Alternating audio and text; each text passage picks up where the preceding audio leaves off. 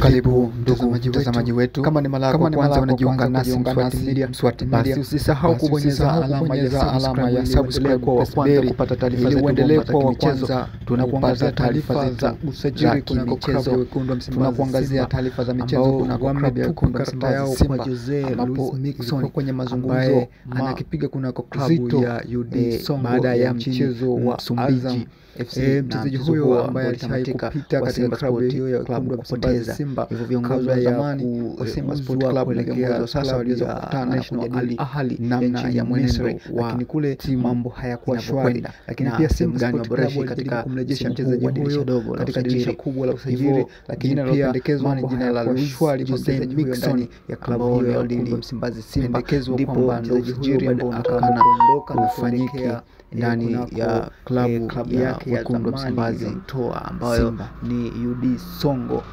Baada ya kwenda kule ndipo alianza upya kujitafuta na alifanikiwa pia. Ukiangalia kwa msimu huu ndo top scorer wa UD Songo. Ni mchezaji ambaye ana mabao amemaliza msimu akiwa na mabao 14 na ndio timu yake ya UD Songo imeweza kuchukua ubingwa wa Msumbiji.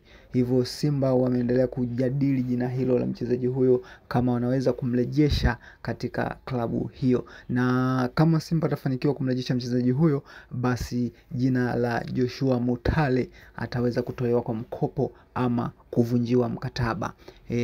Hivyo ni headline ambazo zinaendelea na kuelekea katika hili dirisha dogo la usajili. Ni kwa nini wanafikiria kumsajili Jose Mixon? Ni kwa sababu timu yake pia hajashiriki michuano ya kimataifa, yani CAF Champions League. Hivyo kama wakimsajili Jose Luis Mixon, basi ni ataingia moja kwa moja kuitumikia klabu hiyo na kusaidia katika michuano hiyo ya kimataifa, ukiachilia mbali sajili za majina mengine makubwa ya wachezaji wengine ambao kama watawasajili watashindwa kuwatumia katika michuano hiyo mingine. Na ndiyo maana jina la Jose Mixon likajadiliwa kwa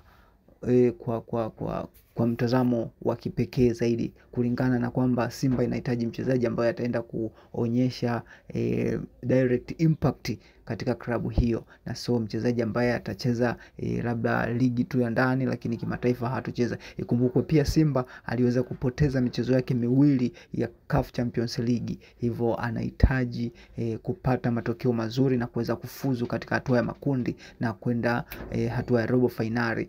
Basi ndugu mtazamaji wetu, endelea kubaki nasi kwa kubonyeza alama ya subscribe ili uendelee kuwa wa kwanza kupata taarifa zetu za kimichezo, na uweze kujua kama mchezaji huyo je ataweza kudondosha wino ndani ya klabu ya Wekundu wa Msimbazi au ataendelea kusalia kule UD Songo. Endelea kubaki nasi kwa kubonyeza alama ya subscribe.